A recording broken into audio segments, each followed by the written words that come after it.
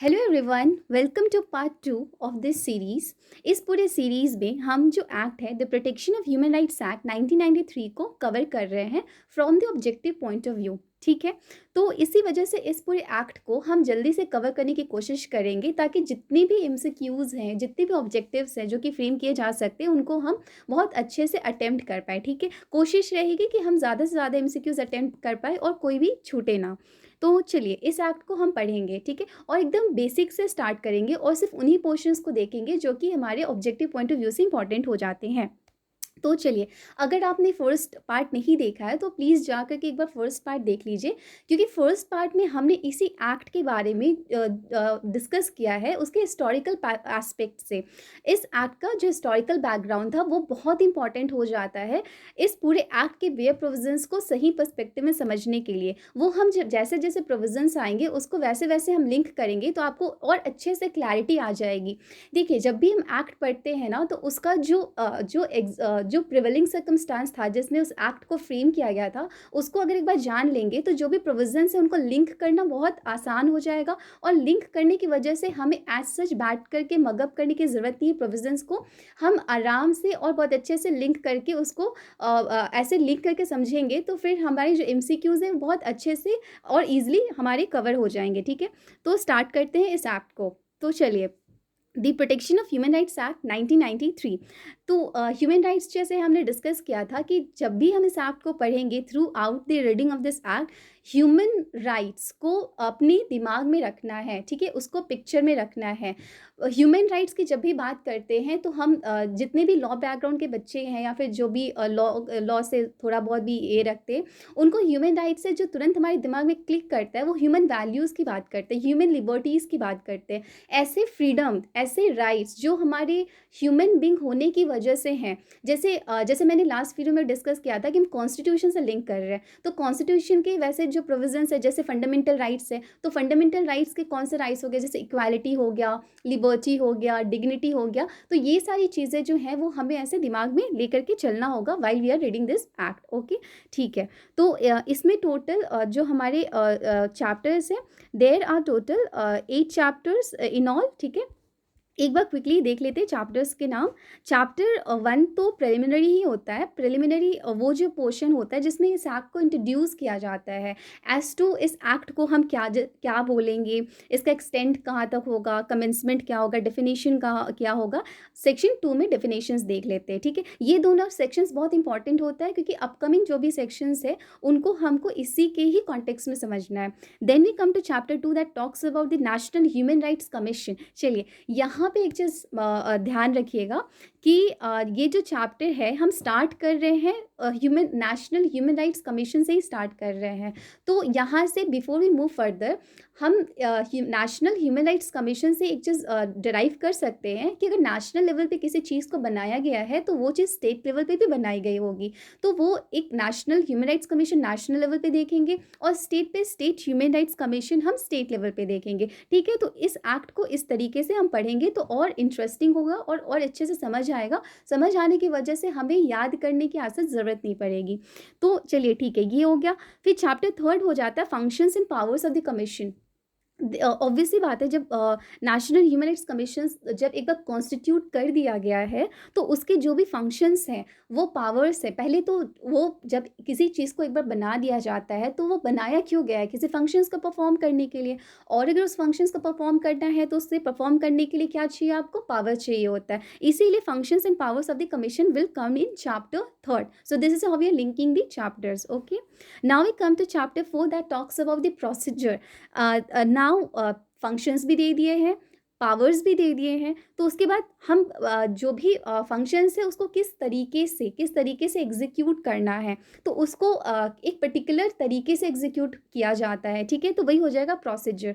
ठीक है, तो अब यहाँ पे बस थोड़ा सा मैं मेंशन करूँगी, जब भी प्रोसीजर की बात आएगी तो हमारे जो प्रोसीजर्स हैं जो हमने ऑलरेडी कभी पढ़ा होगा, तो यहाँ से क्या क्लिक करेगा हमारे माइंड में, we have CPC, Code of Civil Procedure, we have CRPC on the criminal matters, that is Code of Criminal Procedure। तो वो प्रोसीजर है, कहीं ना कहीं उसका लिंक जो है वो ऑलरेडी जो हमने कहीं ना कहीं पढ़ा होगा, CPC CRPC उससे लिंक्ड है। तो इसको यहाँ पे ध्यान में रखना है। ठीक है, उसके बाद चैप्टर 5 आ जाता है स्टेट ह्यूमन राइट्स कमीशन, जो मैंने बोला था कि नेशनल लेवल पे अगर किसी कमीशन को बनाया गया है तो वो स्टेट लेवल पे भी बनाया गया होगा। तो चलिए चैप्टर 5 में स्टेट ह्यूमन राइट्स कमीशन आ गया, ठीक है। अब देखिए चैप्टर 6 में आते हैं, ह्यूमन राइट्स कोड्स। तो जब ह्यूमन, अब यहाँ पे देखिए, यहाँ जो पूरा लिंक है इसका वो अच्छे से समझ में आ गया। जब कमीशन बना दिया गया, उसके फंक्शंस बता दिए गए हैं, पावर दे दिया गया, प्रोसीजर प्रिस्क्राइब कर दिया गया है, तो ऑब्वियस सी बात है अब उसके बाद हम कहाँ जाते हैं। देखिए ये जो पूरा एक्ट है ये बिल्कुल कोई नया एक्ट नहीं है। इनफैक्ट इसके जितने भी प्रोविजंस है वो वही प्रोविजंस है जो हमने पहले पढ़ रखा हुआ है। अगर आपने सीपीसी पढ़ा है, अगर सीआरपीसी पढ़ा है, तो हमें इस एक्ट को उसी के ही लाइंस पे पढ़ के इस एक्ट के प्रोविजंस को लिंक करना है। तो जब हमने प्रोसीजर देख लिया तो उसके बाद फिर क्या आ जाएगी, किस चीज़ की ज़रूरत हो जाएगी, कोर्ट्स की ज़रूरत हो जाएगी, इसलिए ह्यूमन राइट्स कोर्ट्स की। तो देखिए हम जो रेगुलर पर्सपेक्टिव में चीज़ों को जो समझते हैं, जो कोर्ट को समझते हैं, उसी कोर्ट को आप यहाँ पे भी लिंक कीजिए। लेकिन यहाँ पे क्या है, क्योंकि ये एक्ट का ही नाम ह्यूमन राइट्स है, प्रोटेक्शन ऑफ ह्यूमन राइट्स है, तो ये कोर्ट का नाम भी ह्यूमन राइट्स हो जाएगा। तो चैप्टर 6 में ह्यूमन राइट्स कोर्ट्स की बात की गई है, ठीक है। उसके बाद फिर चैप्टर 7 में आ जाता है फाइनेंस, अकाउंट्स एंड ऑडिट। तो अकाउंट्स जो ऑडिटिंग की बात है, ये कोई बहुत अलग चीज़ नहीं है। ये जितनी भी चीज़ें हमने अभी तक देखी, एक चीज़ मैं बता देती हूँ, नेशनल ह्यूमन राइट्स कमीशन को शॉर्ट में एनएचआर से रेफ़र करूँगी मैं, और स्टेट ह्यूमन राइट्स कमीशन को एसएचआर से रेफ़र करूँगी for the convenience purpose.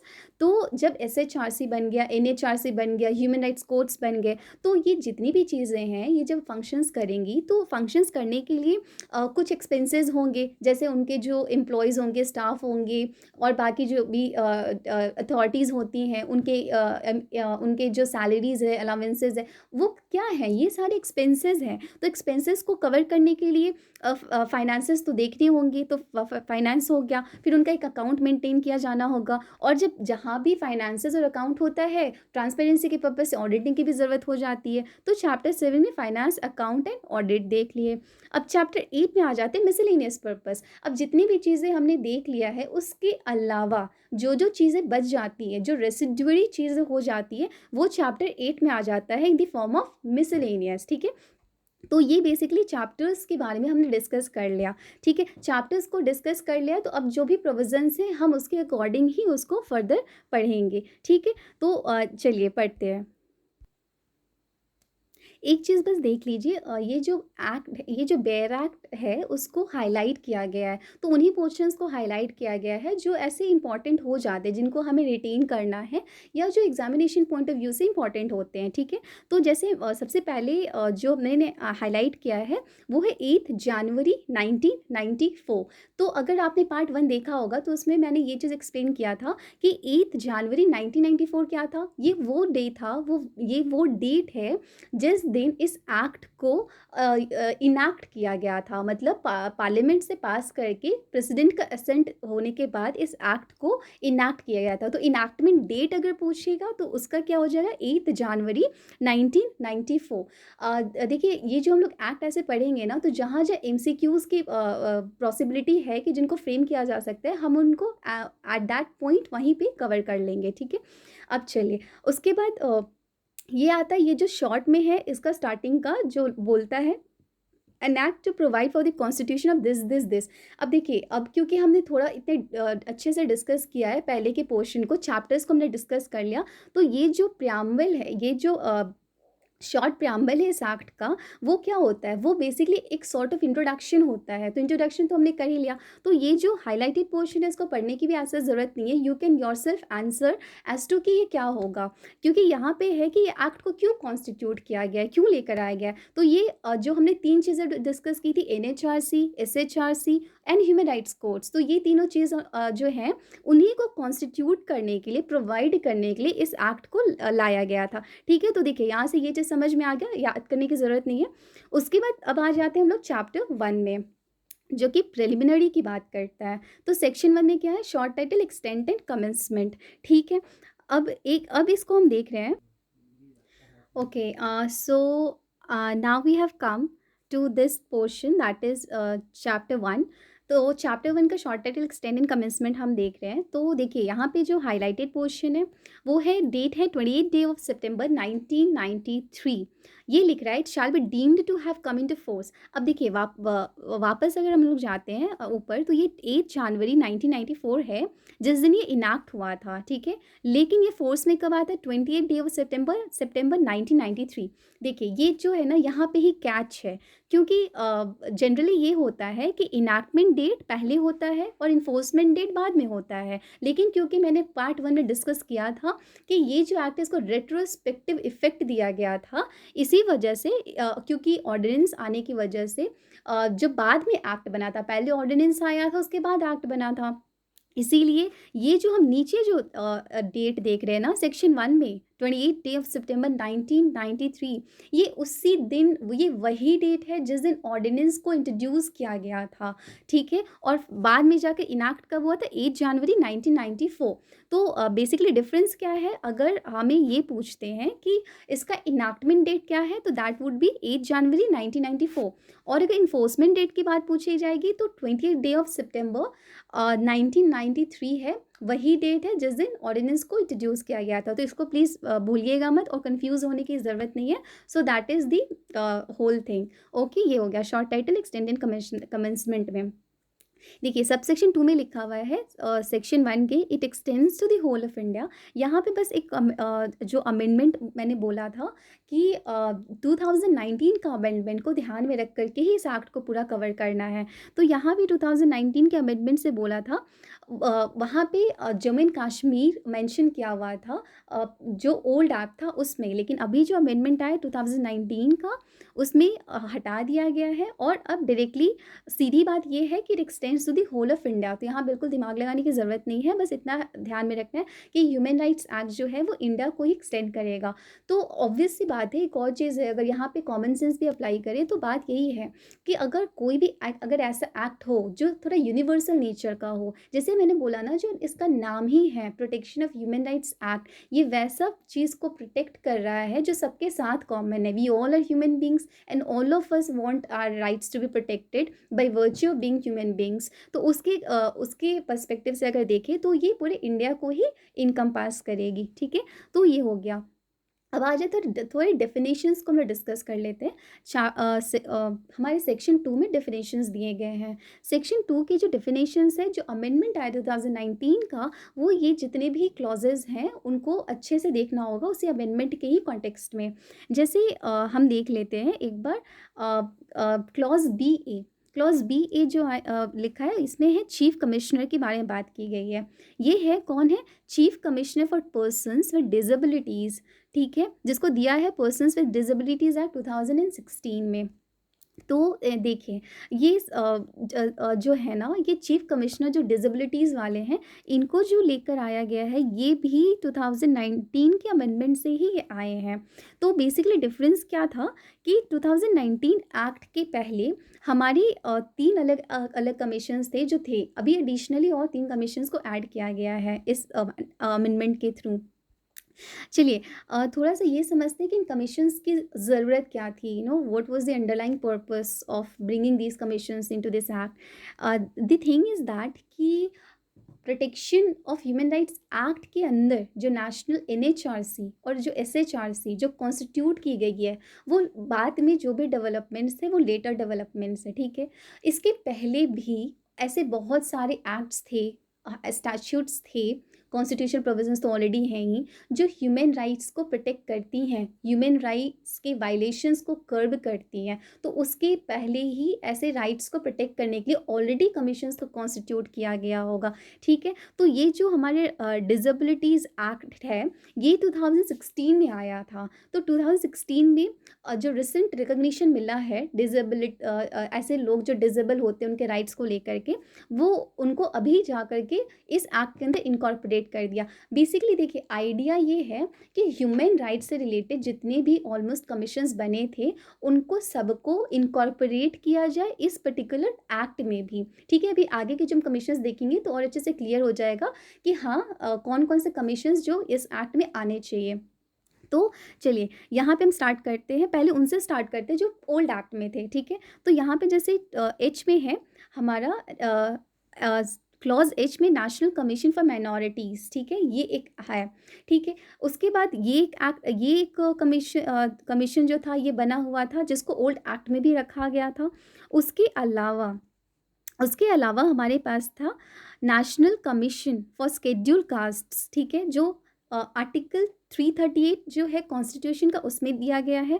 And then we have schedule tribes का नेशनल कमीशन जो आर्टिकल 338 ए में दिया हुआ है कॉन्स्टिट्यूशन के, ठीक है। ये इनकी बात थी, ठीक है, ये दिए हुए थे। अब देखिए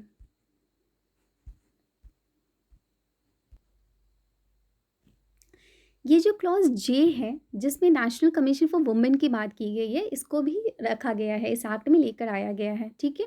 तो ओल्ड एक्ट के according national commission for women, ठीक है, ये जो एक एक्ट है, एक सॉरी ये जो एक कमीशन है वो, उसके बाद एक एस टी वाला कमीशन जो है और एक SC वाला जो कमीशन है ये ऑलरेडी थे पहले से, ठीक है।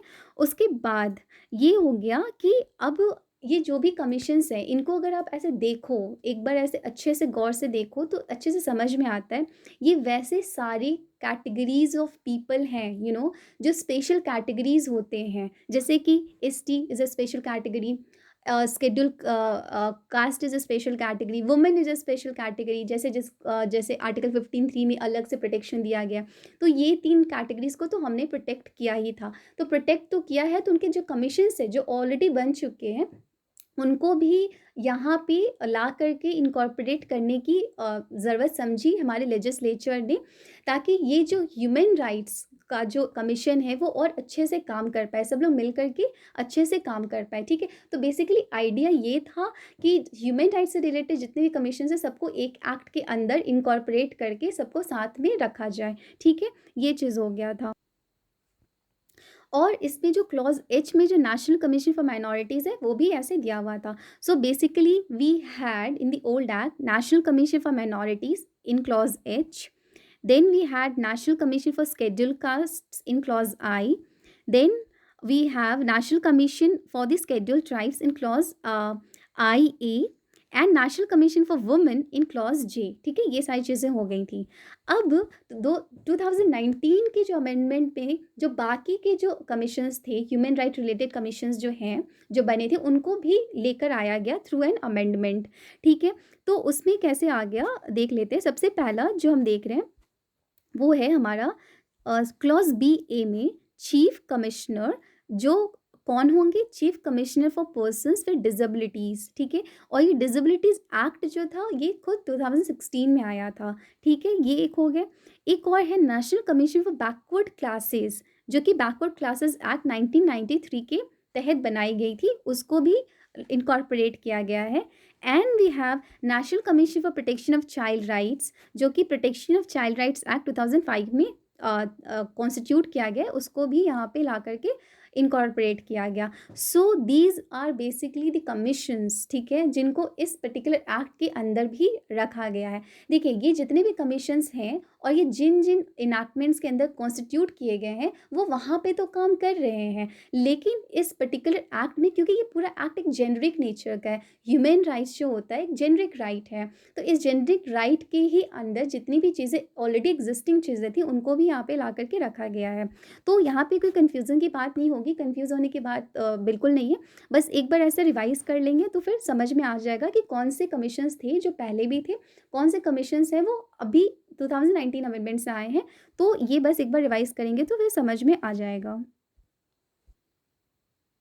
चलिए अब आते हैं हम क्लॉज डी में, जो ह्यूमन राइट्स की बात कर रहा है। ऑब्वियस सी बात है, जब हम ह्यूमन राइट एक्ट की ही बात कर रहे हैं तो ह्यूमन राइट्स क्या होता है जिसको प्रोटेक्ट करने की बात की गई है ना। पूरा आइडिया तो ह्यूमन राइट्स को प्रोटेक्ट करना ही है, तो वो ह्यूमन राइट्स को डिफाइन करना बहुत ज़रूरी है। इसलिए क्लॉज डी में दिया हुआ है ह्यूमन राइट्स का मतलब होता है rights relating to life, liberty, equality and dignity. अब ये जो 4 चीज़ें हैं ये 4 चीज़ें हैं, वही चीज़ें हैं जो हम कॉन्स्टिट्यूशन को बार-बार रेफ़र कर रहे हैं। तो कॉन्स्टिट्यूशन ने ही इन चीज़ों को गारंटी किया है। Life in liberty article 21 right to life in liberty, then we have article 14 right to equality, and then the dignity thing. So these are basically ये सारे हैं, और वो उसके अलावा बोल रहा है और embedded in the international covenants and enforceable by courts in India. तो ये इंटरनेशनल कोवेनेंट्स की भी जो बात है वो है, क्योंकि ह्यूमन राइट्स जो हैं वो ऐसे राइट्स हैं जिनको वर्ल्ड फोरम पे इंटरनेशनल लेवल पे रिकॉग्नाइज करते हैं, ठीक है। तो और उसके लिए बहुत सारे ऑर्गेनाइजेशंस ऑलरेडी बने हैं, जैसे यूडीएचआर है, universal declaration of human rights है, then you have other organisations, ठीक है। तो वो सारी चीज़ें हैं ना, तो वो ऑलरेडी रिकॉग्नाइज किए हुए हैं, तो उसको भी रिकॉग्नाइज किया गया इस एक्ट के अंदर। उसके अलावा एक क्लॉज एफ में दिए हुए हैं इंटरनेशनल कोवेनेंट्स, ठीक है। जैसे international covenant on civil and political rights, और भी ये सारी चीज़ें हैं जिसको जनरल असेंबली ने खुद अडॉप्ट किया था 16 दिसंबर 1966 को। तो बेसिकली ये आइडिया लेकर के ही चलना है कि जब भी ह्यूमन राइट्स की बात करते हैं तो we have to link to the constitution as well as the international agreements जिसको इंडिया ने साइन किया है, एंड द अदर कोवेनेंट्स, ठीक है, एट द इंटरनेशनल लेवल। तो ये सारी चीज़ें हैं। अब देखिए, अब थोड़ा बहुत ऐसे आइडिया मिल गया होगा कि हम एक्चुअली इस एक्ट में फर्दर पढ़ेंगे क्या, क्यों पढ़ रहे, बेसिक रीज़न क्या है इसको पढ़ने का, अंडरलाइंग पर्पस क्या है, ठीक है। तो वो सारी चीज़ें हम आगे देखेंगे। तो डेफिनेशन क्लॉज जो है हमारा ये हो गया है, ठीक है। अब चलिए, अब हम आते हैं चैप्टर 2 में आते हैं। चैप्टर 2 में है the national human rights commission, okay. इसका सेक्शन 3 है। अब देखिए, यहाँ पे भी रटने की ज़रूरत बिल्कुल नहीं है, हम सेक्शन वाइज लिंक करेंगे तो चीज़ें याद हो जाएंगी। सबसे पहले जो कमीशन जो बनाई जा रही है, हमने इतने सारे commission, I think almost 6 commissions we already saw, वो पहले से एग्जिस्टिंग हैं अलग अलग एक्ट्स में, ठीक है। अब यहाँ पे जा कर के एज अ होल एक कमीशन बनाया जा रहा है ह्यूमन राइट्स को प्रोटेक्ट करने के लिए, जो कि फुली डेडिकेटेड हो ह्यूमन राइट्स के जो जो वायलेशंस होते हैं, जहाँ जहाँ वायलेशंस होते हैं उसको देखने के लिए, उसको इंक्वायर करने के लिए, इन्वेस्टिगेट करने के लिए, वो सारी चीज़ों को देखने के लिए एक प्रॉपर एक इंडियन गवर्नमेंट ने सोचा कि हम एक ऐसा कमीशन ही बनाएंगे जो कि सिर्फ और सिर्फ ह्यूमन राइट के वायलेशंस को ही डील करे। तो that is what led to the formation of NHRC. तो सेक्शन 3 में हम उसको कॉन्स्टिट्यूट कर रहे हैं, मतलब हम उसको क्रिएट कर रहे हैं, उसको बना रहे हैं। किसी भी कमीशन को रन कौन करती है, कोई जो एक पूरा बॉडी होता है, there is a body of persons, ठीक है, जो अथॉरिटीज़ माने जाते हैं उन वो रन करती है। तो अब हम देखेंगे ऐसे कौन से अथॉरिटीज़ हैं जो कि उसके पार्ट होते हैं, ठीक है। अब यहाँ पे देखते हैं, यहाँ पे जो है वो हमारा सबसेक्शन 2 में कमीशन जो है उसके जितने भी मेंबर्स हैं वो एक बार देख लेते हैं। देखिए, अभी हम before we read to the provisions पढ़ने के पहले ही अगर हम थोड़ा-सा अगर यहाँ पे कॉमन सेंस अप्लाई करें तो we can actually guess, we can sometime guess the things. तो उसमें अगर देखें तो चेयरपर्सन, कोई भी कमीशन होगा उसके जो हेड होंगे वो चेयरपर्सन होते हैं, जो हमने डिस्कस किया भी था। चेयरपर्सन जो है अभी हमारे प्रेज़ेंट में है जस्टिस अरुण कुमार मिश्रा, ये कौन होंगे? तो अगर वैसे देखा जाए तो हमारे ह्यूमन राइट्स को लेकर के हमारे जो भी कोर्ट्स वगैरह बन चुके थे ऑलरेडी, है ना, ह्यूमन राइट कोर्ट्स पे हमने डिस्कस किया था। तो जब कोर्ट्स की बात आती है तो एपिक्स इंस्टीट्यूशन क्या है हमारा इंडिया में? The supreme court of India. Supreme court of India के फिर एपिक्स इंस्टीट्यूशन के जो हेड हैं वो हमारे चीफ जस्टिस ऑफ इंडिया होते हैं। तो ऑब्वियस सी बात है, चेयरपर्सन वो हो जाएंगे। तो चेयरपर्सन जो बोल रहा है, who has been a chief justice of India और अ जज ऑफ द सुप्रीम कोर्ट। यहाँ पे भी देखिए, ये 2019 के अमेंडमेंट से कुछ यहाँ पे मॉडिफिकेशन लाया गया है। एक्चुअली ओल्ड एक्ट में, पहले वाले एक्ट में सिर्फ जो चेयरपर्सन होता था वो सिर्फ और सिर्फ चीफ जस्टिस ऑफ इंडिया ही हो सकते थे, वो भी वो जो कि ऑलरेडी रिटायर्ड हो चुके हैं। क्योंकि यहाँ पे बोल रहा है हैज़ बीन मतलब कि वो रह चुके होंगे, मतलब वो रिटायर्ड हो चुके होंगे, सिर्फ वो चेयरपर्सन बन सकते हैं, ठीक है। ये हमारे ओल्ड एक्ट में था, लेकिन अभी 2019 में जाकर के अमेंड किया गया और ये बोला गया है कि सुप्रीम कोर्ट के और भी कोई जो दूसरे जज हैं उनको भी चेयरपर्सन बनाया जा सकता है। तो बेसिकली चेयरपर्सन का जो पोजीशन है उसके दायरे को बढ़ाया गया है, ठीक है, उसके स्कोप को बढ़ाया गया है। अब दूसरे जो मेंबर है वो है ऐसे कोई पर्सन जो सुप्रीम कोर्ट के या तो जज हैं या तो जज रह चुके होंगे, ठीक है, ये क्या होंगे, ये सिर्फ मेंबर होंगे। तो सुप्रीम कोर्ट से हमें दो मेंबर्स को लेना है, एक चेयरपर्सन बनेंगे और एक सिर्फ मेंबर होंगे। उसके अलावा जो हमारे थर्ड मेंबर है, वन मेंबर हु इज़ और has been a chief justice of a high court. तो देखिए फिर मैंने बोला अब हम सुप्रीम कोर्ट को नेशनल लेवल पे देख लिए, तो अब हम स्टेट लेवल पे जो देख रहे हैं वो आ जाते हैं हाई कोर्ट। तो हाई कोर्ट के भी जो हेड कौन होते हैं, वो होते हैं हमारे चीफ जस्टिस। तो वही है चीफ जस्टिस, जो कि वो रह चुके होंगे, चीफ जस्टिस रह चुके होंगे या प्रेजेंटली वो सर्व कर रहे हैं, वो बन सकते हैं एक मेंबर। उसके अलावा क्लॉज डी में है 3 मेंबर्स और होंगे, ठीक है। यहाँ पे भी अमेंडमेंट आया है, क्योंकि 4 में बोल रहा है इसके पहले, मतलब अमेंड किया गया है, तो इसके पहले की सिचुएशन ऐसी थी कि सिर्फ 2 मेंबर्स की बात की गई थी जिनको रखा गया था, ठीक है। वो ऐसे 2 मेंबर्स थे जिनको नॉलेज है, प्रैक्टिकल एक्सपीरियंस है ह्यूमन राइट्स को लेकर के, ठीक है। लेकिन अमेंड करके 2 की जगह 3 कर दिया गया है, एंड उसमें ये बोला गया है of which at least one shall be a women, इसकी बात की गई है। तो यहाँ पे कंफ्यूज नहीं करना है इफ़ द क्वेश्चन कम्स कि how many members, like suppose question अगर ऐसे फ्रेम किया जाता है कि how many members are allowed under the protection of civil under the act, under this act, sorry once again, question अगर ऐसे frame किया जाता है कि how many persons having knowledge और practical experience forms the part of NHRC, तो इसका answer क्या हो जाएगा, 3 हो जाएगा। पहले क्या था, 2 था, but after this amendment now it is 3। तो यहाँ पे 3 याद करना है, तो 3 याद रखिएगा, ठीक है। ये अब देखिए हम सबसेक्शन 3 में आ रहे हैं। अब ये हो गया चेयरपर्सन्स जो हैं, ये हमने जो भी कमीशंस को जितने डिटेल में डिस्कस किया था उसका रेलेवेंस क्या था, उसका रेलेवेंस यहाँ पे है, सबसेक्शन 3 में है। क्योंकि सबसेक्शन 2 में हमने जो भी मेंबर्स हैं जो NHRC को कॉन्स्टिट्यूट करेंगे, बनाएंगे, उनको डिस्कस किया। चाप सबसेक्शन 3 में वैसे चेयरपर्सन्स की बात की गई है, उन सारे कमीशंस को जिसको हमने डिस्कस किया था, उस कमीशन के जितने भी चेयरपर्सन है, they are deemed by default, वो इस NHRC के मेंबर्स माने जाते हैं। तो यहाँ पे देखिए लिखा है the chairpersons of national commission for backward class, then we have minorities वाले, फिर प्रोटेक्शन ऑफ चाइल्ड राइट्स वाले, ST वाले, फिर स्केड्यूल कास्ट्स वाले, डिसेबिलिटीज़ वाले, ये सारे के सारे क्या है ना, इनको डीम किया जाता है। देखिए यहाँ पे लिखा है डीम्ड, मतलब बाय डिफ़ॉल्ट ये भी ऑटोमेटिकली इसके मेंबर माने जाएंगे। तो यहाँ पे जो कॉन्स्टिट्यूशन है वो हमने ऐसे डिस्कस कर लिया है, ठीक है। अब देखिए सबसेक्शन 4 में भी बोल रहा है there shall be a secretary general who shall be the chief executive officer, ठीक है। अब देखिए यहाँ पे हमें क्या समझने की ज़रूरत है कि ये जो चीज़ है, ये जो प्रोविज़न है, इसको सबसेक्शन 4 में दिया है, मतलब जो मेंबर्स की बात थी वो हमने कवर कर लिया है सबसेक्शन 3 तक। लेकिन अब जो एक नए पोस्ट की बात की गई है, सेक्रेटरी जनरल की बात की गई है, जिनको चीफ एग्जीक्यूटिव ऑफिसर भी बोला जाएगा, ये मेंबर नहीं है। सो यहाँ पे कंफ्यूज बिल्कुल नहीं होना, he is not the member, he is the one of the other staff, you can say, or you can say he is the other dignitary of this commission। इसीलिए इनको बोला गया है कि इनको चीफ एग्जीक्यूटिव ऑफिसर बोला जाएगा, ठीक है। और ये किसके कंट्रोल में होंगे, ये चेयरपर्सन के कंट्रोल में होंगे।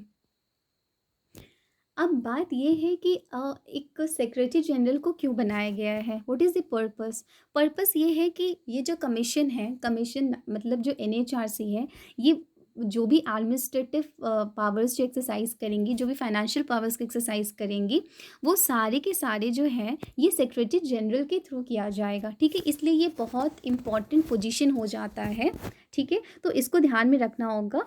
और साथ ही साथ सेक्रेटरी जनरल जो हैं वो उनके पास पावर भी रहेगा कि वो सेक्शन 40B के अंदर जो भी रेगुलेशंस है वो उनको भी बना सकते हैं। तो सेक्रेटरी जनरल जो है वो हम आगे देखेंगे, जहाँ जहाँ इसको रेफ़र किया जाएगा। अब देखिए एक बार थोड़ा सा ये कर लेते हैं, जो कॉन्स्टिट्यूशन की हमने बात की थी, क्या कौन कौन मिल करके ये कॉन्स्टिट्यूट करेंगे NHRC को, वो तो हमने देखा। इनको जो भी है ये कौन कॉन्स्टिट्यूट करेगा, who is the constituting authority, that is the central government. मतलब एनएचआरसी को, क्योंकि नेशनल लेवल पे ऑपरेट करती है, इसको सेंट्रल गवर्नमेंट ही कॉन्स्टिट्यूट करेगी। तो हमने कॉन्स्टिट्यूशन देख लिया। अब देख लिया, अब देखिए सबसेक्शन 5 में एक और चीज़ नोट कर लीजिए, हेडक्वार्टर जो होगा कमीशन का वो दिल्ली होगा, ठीक है। ये चीज़ है, और भी अलग अलग प्लेसेस में इसको with the approval of the central government इसको स्टैब्लिश कर सकते हैं। Now we come to section 4। Section 4 talks about appointment of chairperson and other members. तो अभी हमने कॉन्स्टिट्यूशन देख लिया, अब इन लोगों को जो कि कॉन्स्टिट्यूट करेंगे उनको कौन अपॉइंट करेगा। तो बोल रहा है chairperson and the members shall be appointed by the president bye warrant under his hand and seal. तो मेंबर्स की जब हम बात कर रहे हैं, क्योंकि यहाँ पे किसकी बात की गई, मेंबर्स की, तो मेंबर्स में हमने ऑलरेडी डिस्कस किया है, और उस मेंबरशिप में कंफ्यूज नहीं होना है, सेक्रेटरी जनरल नहीं है, क्योंकि वो एक अलग पोस्ट है, ठीक है। तो यहाँ पे जो हम जितने भी मेंबर्स हैं उनके बारे में बात करें कि उनको कौन अपॉइंट करेगा, तो उनको अपॉइंट करेंगे दी प्रेसिडेंट ऑफ इंडिया, ठीक है, और वो अपॉइंट करेंगे by warrant under his hand and. तो देखिए यहाँ पे ऐसे प्रेसिडेंट हो गए, तो प्रेसिडेंट हो ऑब्वियस, यहाँ पे भी अगर थोड़ा सा ऐसे ध्यान से देखेंगे तो प्रेसिडेंट ही होंगे, ये हम गेस भी कर सकते हैं, बिकॉज जब हमने कॉन्स्टिट्यूशन पढ़ी थी तो उस जो कॉन्स्टिट्यूशन मतलब एनएचआरसी का जो कॉन्स्टिट्यूशन था उसमें हमने चेयरपर्सन की बात की थी, his himself the chief justice of India, retired chief justice of India could be the chairperson. तो अगर उनकी अपॉइंटमेंट की बात है तो प्रेसिडेंट के नीचे तो आएंगे नहीं, इसलिए प्रेसिडेंट हो गया by warrant under his hand and seal. Now president जो भी करती है, जो भी अपॉइंटमेंट्स करती है, वो उनका सोल डिसीजन होता है, that is true. But president जो होते हैं वो अकेले तो अपॉइंटमेंट्स को नहीं ओवरसी कर पाएंगे, इसलिए उनको एक कमेटी बनाई जाती है उनको रिकमेंड करने के लिए, ताकि उनके लिए जो अपॉइंटिंग डिसीजन मेकिंग है वो थोड़ा सा आसान हो जाए। तो ये जो रिकमेंडेशन जो देती है जिस कमेटी का, उस कमेटी को डिस्कस कर रहे हैं कि उस कमेटी के कौन कौन लोग होंगे जो प्रेसिडेंट को रिकमेंड करेंगे कि किन किन लोगों को एनएचआरसी का मेंबर बनाना है। तो ये जो कमेटी है ये इम्पॉर्टेंट है, फिर इसको देखते हैं। तो सबसे पहले हमारे प्राइम मिनिस्टर हैं, फिर speaker of the house of the people है, minister in charge of the ministry of home affairs है, leader of opposition in the house of the people है, leader of the opposition in the council of states, then deputy chairman of the council of states. अब देखिए इसको अगर थोड़ा as a whole अगर एक बार देखेंगे तो और अच्छे से समझ में आ जाएगा कि हम जो है पार्लियामेंट को ले लेते हैं, ठीक है। पार्लियामेंट में हमारे प्राइम मिनिस्टर को रख लेते हैं, ठीक है, और पार्लियामेंट में हमारे दो हाउसेज हैं, लोकसभा राज्यसभा। तो लोकसभा को हाउस ऑफ द पीपल बोलते हैं, तो हाउस ऑफ द पीपल के स्पीकर को लिया गया है, और जब भी स्पीकर को लिया जाता है तो यहाँ पे ट्रांसपेरेंसी पर्पस के लिए कि हाँ जो हाउस है उसका अपोजिशन पार्टी जो है उसको भी लिया जाए, ठीक है, ताकि एक सॉर्ट ऑफ हमारी ट्रांसपेरेंसी मेंटेन की जा सके। तो हाउस ऑफ द पीपल से हमारी कौन आ जा रही, leader of the opposition in the house of the people. तो प्राइम मिनिस्टर हो गया, हाउस ऑफ पीपल पे दो लोगों को ले लिए, speaker and the opposition. Third जो है फिर आ जाते हैं lower house, sorry upper house में, ठीक है। Upper house is your council of states, ठीक है। तो काउंसिल ऑफ स्टेट्स के जो है यहाँ पे कैच है, क्योंकि यहाँ पे डिप्टी चेयरमैन है काउंसिल ऑफ स्टेट्स के, नॉट द चेयरमैन। क्योंकि जब हम लोअर हाउस की बात कर रहे थे, लोअर हाउस में हमारे स्पीकर थे, बट हमारे काउंसिल ऑफ स्टेट्स मतलब जो हमारे अपर हाउस है उसके डिप्टी चेयरमैन है, नॉट द चेयरमैन। तो यहाँ पे बिल्कुल मिस नहीं करना है।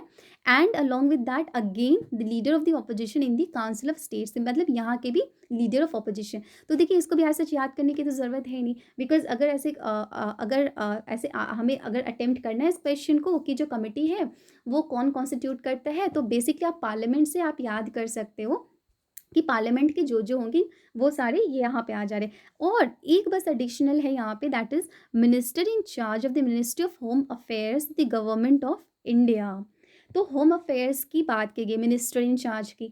अब देखिए अब बहुत सारे मिनिस्ट्रीज़ हैं, तो यहाँ पे मिनिस्ट्री ऑफ होम अफेयर्स ही क्यों है, क्योंकि देखिए, मिनिस्ट्री ऑफ होम अफेयर्स भी एक ऐसा होम अफेयर्स है जो ऐसी चीज़ों को देखती है, ऐसी चीज़ों को सुपरवाइज करती है, पॉलिसीज़ एंड प्रोग्राम्स बनाती है, जो कि डायरेक्टली लिंक्ड होती है ह्यूमन राइट्स को लेकर के, ठीक है। इनफैक्ट हमने जो भी पहले के भी जो भी कमीशंस पढ़े हैं, जैसे हमने ST SC कमीशन पढ़ा और जितने भी सारे कमीशंस पढ़े, वो कहीं ना कहीं उनका जो जो लिंक है, डायरेक्ट लिंक है, वो मिनिस्ट्री ऑफ होम से ही है, ठीक है। तो मिनिस्ट्री ऑफ होम एक ऐसा मिनिस्ट्री है जो खुद भी एक जेनरिक नेचर का है, और वो ह्यूमन राइट्स से रिलेटेड जितने भी चीज़ें हैं, जितनी भी ऑर्गेनाइजेशंस हैं, उनको वो कवर करती है। तो मिनिस्ट्री ऑफ होम अफेयर्स ही होगा, ठीक है।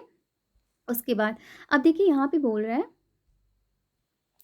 यहाँ पे बोल रहा है कि कोई भी जो सुप्रीम कोर्ट के जो सिटिंग जज हैं, ठीक है, या फिर जो हाई कोर्ट के चीफ जस्टिस हैं, उनको जब अपॉइंट किया जाएगा तो with the consultation of the chief justice of India. तो ये भी मतलब ये चीज़ है कि चीफ जस्टिस ऑफ इंडिया को कंसल्ट किया जाता है, तो इसको बस एक बार ऐसे देख सकते हैं। और साथ ही साथ ये बोला गया है कि कोई भी जो अपॉइंटमेंट्स होता है उसको इनवैलिड नहीं बोला जाएगा merely by reason of any vacancy of any member in the committee. तो ये वाली जो चीज़ है ये इम्पॉर्टेंट इसलिए हो जाता है क्योंकि बहुत बार जब अपॉइंटमेंट्स हो जाते हैं तो चांसेस हो सकते हैं कि अपॉइंटमेंट के टाइम पे जो कमिटी थी, ठीक है, उसमें कुछ वैकेंसी हुई होगी, बट इरिस्पेक्टिव ऑफ वैकेंसी जो भी अपॉइंटमेंट है जो एक बार अपॉइंट हो चुका है उसको बाद में इनवैलिड नहीं बोला जाएगा, ठीक है। तो उसको वैलिडिटी को प्रोटेक्ट करने के लिए। तो चलिए अब ये हो गया, तो हमने कॉन्स्टिट्यूशन सेक्शन 4 में देख लिया, और फिर हमने देख लिया 4 में अपॉइंटमेंट देख लिया। तो अब हम 5 में रेजिग्नेशन और रिमूवल की बात करते हैं, किनकी? चेयरपर्सन की और मेंबर्स की। तो रेजिग्नेशन की जब बात की जाएगी तो यहाँ पे भी देख सकते हैं कि रेजिग्नेशन अगर करना होगा तो सबसे पहले हम देख रहे हैं कि किनको करना होगा। अपॉइंटिंग अथॉरिटी कौन थी? हमारी प्रेसिडेंट ऑफ इंडिया थी, ठीक है। तो यहाँ पे रेजिग्नेशन भी अगर देना होगा तो हम किनको दिया जाएगा? वो प्रेसिडेंट को ही दिया जाएगा इन राइटिंग, ठीक है। प्रेसिडेंट ही अपॉइंटिंग अथॉरिटी भी है और वो अथॉरिटी जिनको रेजिग्नेशन भी दिया जाता है। उसके अलावा, ठीक है, प्रेसिडेंट जो है वो बाय ऑर्डर वो रिमूव कर सकती है ऐसे मेंबर्स को जिनको प्रूव कर दिया जाए कि उन्होंने मिसबिहेव किया था या फिर वो केपेबल नहीं है, ठीक है। तो 2 ग्राउंड्स है, मिसबिहेवियर और इनकैपेसिटी। यहाँ पे ये टर्म नोट कीजिए, ये प्रूव्ड मिसबिहेवियर की बात कर रहे हैं, क्योंकि president by order, no doubt president ही बाय ऑर्डर रिमूव करेगी, लेकिन पहले प्रेसिडेंट जो ये डिसीजन लेगी रिमूवल का, वो प्रेसिडेंट कैसे लेगी? वो रेफ़र करेगी मैटर सुप्रीम कोर्ट को, क्योंकि देखिए जो भी जहाँ भी इंक्वायरी की बात आती है तो हमें पता है कि इंक्वायरी के पर्पज़ से कोर्ट को ही देखना होता है। तो सुप्रीम कोर्ट जो है वो पहले इंक्वायर करके, और अगर वो ये करती है, प्रेसिडेंट को बोलती है कि हाँ रिमूव करना चाहिए, रिमूवल होना चाहिए, तो फिर प्रेसिडेंट रिमूव करेगी, ठीक है, on the ground of proved misbehaviour and incapacity. चलिए ये सबसेक्शन 2 हो गया रिमूवल को लेकर के। सबसेक्शन 3 बोला है नॉटविथस्टैंडिंग एनीथिंग, ठीक है। नॉटविथस्टैंडिंग जब भी आता है तो नॉटविथस्टैंडिंग इसलिए आता है क्योंकि इसके पहले जो हमने पढ़ा है, ठीक है, तो इसके पहले हमने क्या पढ़ा? सबसेक्शन 2 पढ़ा। सबसेक्शन 2 में हमने पढ़ा कि प्रेसिडेंट जो है वो रिमूव करती है, लेकिन ये कैसा रिमूवल है? ये कंडीशनल रिमूवल है। कंडीशन क्या है? कि that will be done on the reference to supreme court, supreme court के कहने पे ही। तो वो कंडीशनल रिमूवल इसलिए हो गया था because that has to be done on the reference to supreme court, ठीक है, ये चीज़ हो गया था। लेकिन नॉट स्टैंडिंग इसलिए बोल रहे हैं कि उसके अलावा that is saying in spite of जो भी हमने सबसेक्शन 2 में पढ़ा है, नॉट स्टैंडिंग का मतलब हुआ कि इरिस्पेक्टिव ऑफ हमने जो भी 2 में पढ़ा है उसके बावजूद जो है, या फिर उसके अलावा हमारे जो प्रेसिडेंट हैं उनके पास पावर है कि वो रिमूव कर सकते हैं, वो खुद ही रिमूव कर सकते हैं, on his solely based on his decision वो रिमूव कर सकते हैं ऑन डिफरेंट ग्राउंड्स, ठीक है। मतलब इसमें सुप्रीम कोर्ट को रेफर करने की ज़रूरत नहीं है। Now what are the ground? These grounds are, जैसे क्लॉज ए बोल रहा है कि अगर वो इंसॉल्वेंट हो जाए, तो कोई भी मेंबर या चेयरपर्सन अगर इंसॉल्वेंट हो जाए, एडजस्ट इन इंसॉल्वेंट, या फिर कुछ ऐसे ऑफिस में वो इंगेज हो जाए, ऐसे चीज़ों में इंगेज हो जाए, if he is employed outside the duties of his office, ठीक है, इस केस में या फिर अगर वो इन्फॉर्म हो जाए, बॉडीली इन्फॉर्मिटी या माइंड की मेंटल इन्फॉर्मिटी हो जाए तो। या क्लॉज डी में बोल रहा है कि अनसाउंड माइंड की हो जाए एंड साथ ही साथ वो जो अनसाउंडनेस है माइंड का उसको डिक्लेयर कर दे कॉम्पिटेंट कोर्ट, ठीक है, या फिर उनको कन्विक्ट कर दिया जाए for any thing which involves moral turpitude. तो ये बेसिकली ग्राउंड्स है, ये ऐसे ग्राउंड्स है जिसके अगर ऐसे ग्राउंड्स एग्जिस्ट करेंगे तो प्रेसिडेंट खुद ही उनको रिमूव कर सकती है, ठीक है, सुप्रीम कोर्ट रेफर करने की ज़रूरत नहीं है। तो ये हो गया। अब हम आ जाते हैं सेक्शन 6 में। सेक्शन 6 बोल रहा है term of office of chairperson and members. तो अभी हमने जब कॉन्स्टिट्यूशन वगैरह देख लिया तो अब बात यह है कि टेन्योर क्या होगा, ठीक है, बिकॉज जब भी कॉन्स्टिट्यूट किया जाता है किसी भी चीज़ को तो एक लिमिटेड पीरियड ऑफ टाइम के लिए ही जो है वो उनको किया जाता है। एनएचआरसी एज ए इंस्टीट्यूशन वो एग्जिस्ट करेगी, बट एनएचआरसी के जो भी ऑफिशियल्स हैं वो एक फिक्स टाइम के लिए ही बनाए जाते हैं, तो उनका ही हम टेन्योर देख रहे हैं, ठीक है। तो यहाँ पे भी अमेंडमेंट आया था, ठीक है, तो यहाँ पे भी 2019 अमेंडमेंट है जिसको ध्यान में रखने की बात है, क्योंकि यहाँ पे बोल रहा है कि जो चेयरपर्सन है, सबसे पहले चेयरपर्सन से शुरू कर रहे हैं, वो बोल रहा है hold office for a term of 3 years। तो यहाँ पे चेंज क्या है आया है, क्योंकि ये जो है ये हमारा था, इसके पहले जो था वो था 5 years for another term of 5 years, ठीक है, अभी क्या हो गया है ये 3 years है, इसलिए ये कंफ्यूज नहीं होना है, पहले था 5 और अब हो गया है 3। From the date on which he enters upon his office or until he attains the age of 70 years whichever is earlier, ठीक है, and shall be eligible for reappointment, ठीक है। यहाँ पे देखिए एलिजिबल फॉर रीअपॉइंटमेंट में भी change आया है, क्योंकि इसके पहले जो था वो हमारा ये नहीं था।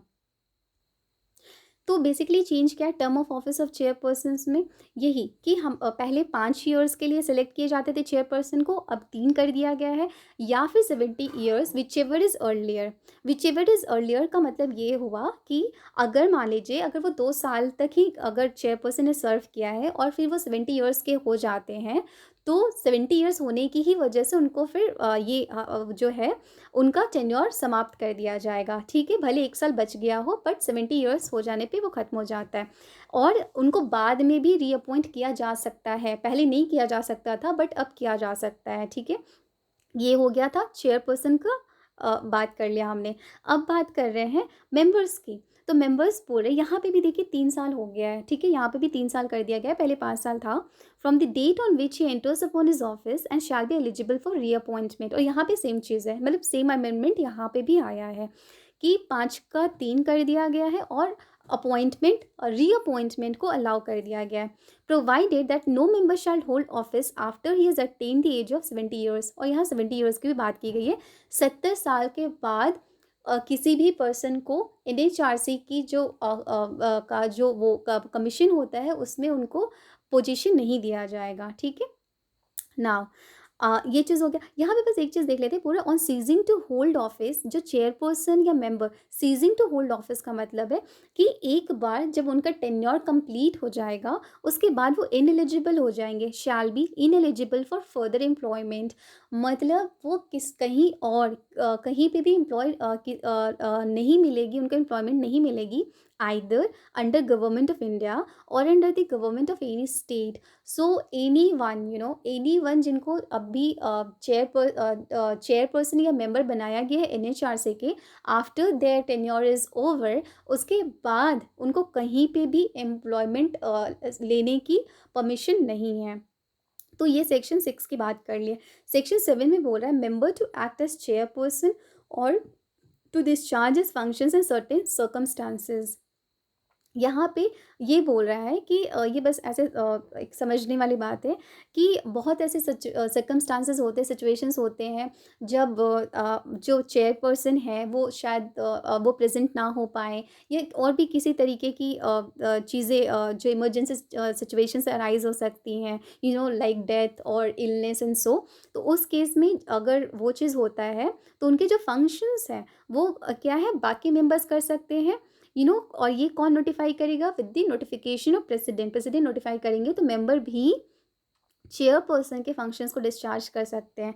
Now we come to section 8, talks about terms and conditions of service of chairperson and members.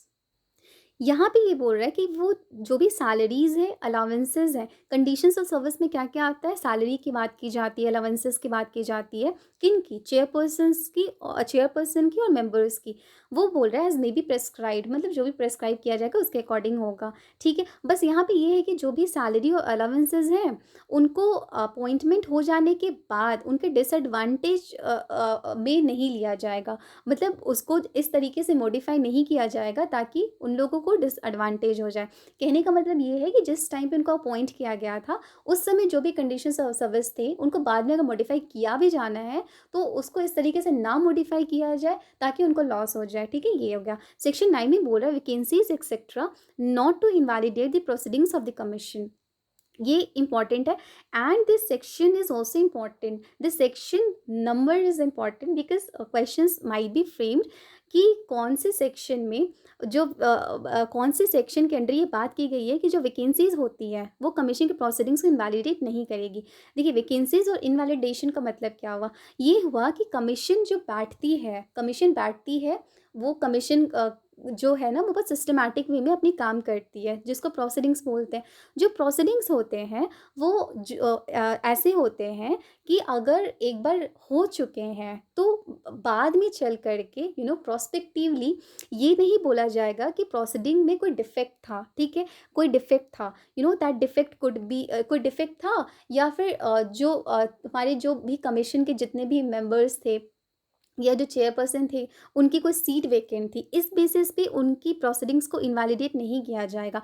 तो बेसिकली ये जो सेक्शन 9 है ये क्या कर रहा है, कमीशन के प्रोसीडिंग्स को प्रोटेक्ट कर रहा है, उसकी वैलिडिटी को प्रोटेक्ट कर रहा है। तो ये सेक्शन इसलिए बहुत इंपॉर्टेंट हो जाता है कि इसको याद कर ले। तो सेक्शन 9 ही वो ऐसा सेक्शन है जो ये बोल रहा है कि कमीशन के जो प्रोसीडिंग्स है उसको बाद में ये नहीं बोला जाए कि वो इनवैलिड है बिकॉज ऑफ एनी डिफेक्ट और दी वैकेंसी, ठीक है?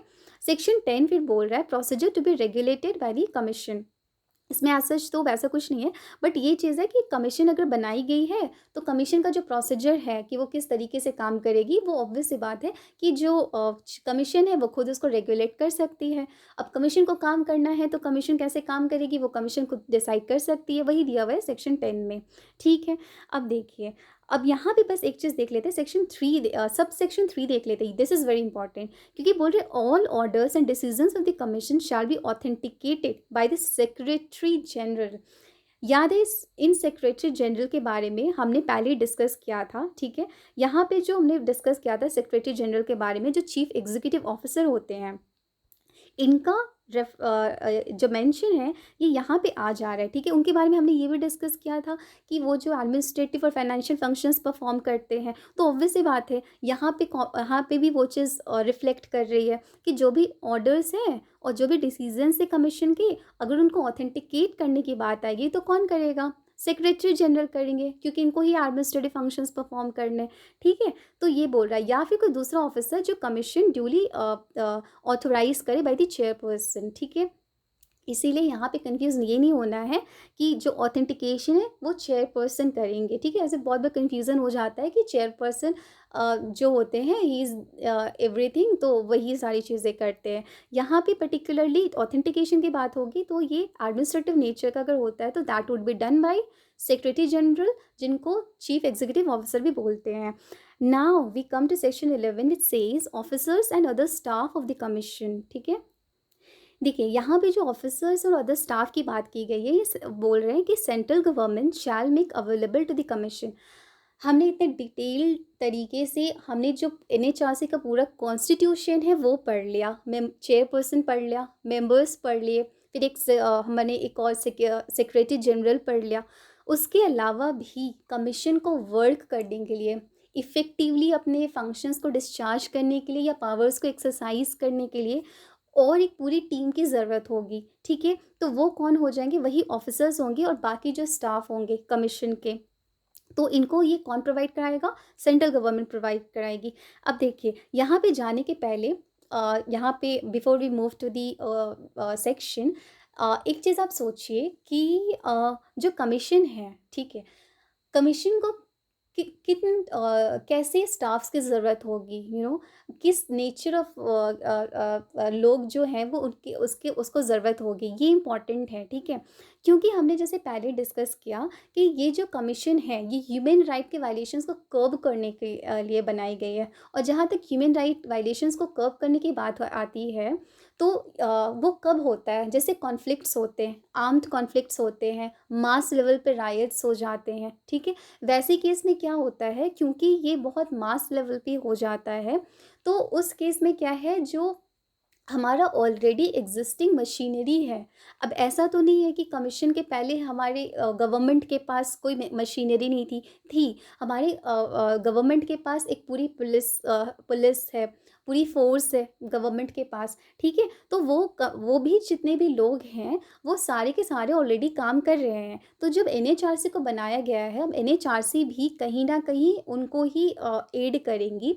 तो एनएचआरसी को एड करने के लिए भी हमें उनकी ही हेल्प लेनी पड़ेगी, उनकी ही ज़रूरत लेनी पड़ेगी, ताकि दोनों मतलब वहाँ के भी लोग प्री एग्जिस्टिंग जो भी अथॉरिटीज़ हैं, ठीक है, जो भी हमारे अथॉरिटीज़ हैं जो कि ह्यूमन राइट वायलेशंस को प्रिवेंट करती हैं वो, और यहाँ पे जो कमीशन है वो मिल करके काम करें। इसीलिए ये जो है, ये जो कमीशन के जो अदर स्टाफ या जो भी ऑफिसर्स हैं वो कौन होंगे, तो वो कौन होंगे, अब आंसर करना बहुत आसान हो जाएगा। इसीलिए बोल रहे हैं सेंट्रल गवर्नमेंट जो है वो कमीशन को देगी। कौन प्रोवाइड कराएगा, सेंट्रल गवर्नमेंट कराएगी। देखिए सबसे पहले बोल रहे an officer of the rank of the secretary to the government of India who shall be secretary general of the commission. तो यहाँ पे भी ऐसे रटने की ज़रूरत नहीं है कि ऐसे कौन से रैंक के ऑफिसर होंगे जो कि सेंट्रल गवर्नमेंट प्रोवाइड करती है एनएचआरसी को। वो हमारे जो होंगे वो एपिक्स वाले होंगे, मतलब वो जो हाईएस्ट अथॉरिटी होती है। तो गवर्नमेंट के लेवल पे अगर देखें तो सेक्रेटरीज़ के बारे में हम जानते हैं कि जो गवर्नमेंट ऑफ इंडिया के जो सेक्रेटरी हैं, कम से कम, ठीक है, कम से कम इस जो है वो जो है ना वो उसी के रैंक के होने चाहिए, officer of the rank and not below the secretary. तो सेक्रेटरी जो होते हैं गवर्नमेंट ऑफ इंडिया के, उनको वो जो हैं वो अवेलेबल कराए जाते हैं कमीशन को थ्रू दी सेंट्रल गवर्नमेंट। ये हो गया। अब आ जाते हैं हमारे इधर दूसरे लाइंस पे। तो यहाँ पे बोल रहा है कि such police and investigative staff under an officer not below the rank of a director general of police. यहाँ मतलब डीजीपी की बात की गई है। He is again you can say the highest authority when it comes to investigation, ठीक है, police और इन्वेस्टिगेशन की बात होती है। तो not below the rank of a director general of police. तो बेसिकली देखिए आइडिया ये है कि जो भी ऑफिसर्स है या जो भी बाकी स्टाफ है कमीशन के, जो कि सेंट्रल गवर्नमेंट प्रोवाइड करेगी, वो वैसे लोग होंगे जो समवेयर और द अदर ये खुद में ही they are the highest authorities of the existing crime dealing या क्राइम प्रिवेंटिंग मशीनरीज। तो ये लोग होते हैं जिनको प्रोवाइड किया जाता है। बिकॉज ऑब्वियस बात है, जब ह्यूमन राइट वायलेशंस आते हैं तो that becomes a matter of great concern, ठीक है। उस कंसर्न को डील करने के लिए जो हमारे हाईएस्ट माइंड्स हैं उनको एम्प्लॉय किया जाता है। तो वो इस पर्पज से इसको याद करना है। So basically we have covered up till section 11। Chapter 2 हमने पूरा अच्छे से कवर कर लिया है। तो इसको अच्छे से हमने कवर कर लिया, बस एक बार ऐसे रिवाइज करेंगे तो we would be very easily able to attempt the objectives, ठीक है। तो ये हो गया, ये हमारा पार्ट 2 हो गया। Now in the upcoming part 3 we will deal with the functions and powers of the commission and the upcoming chapters and the subsequent sections. Okay, so see you in the next video. Thank you.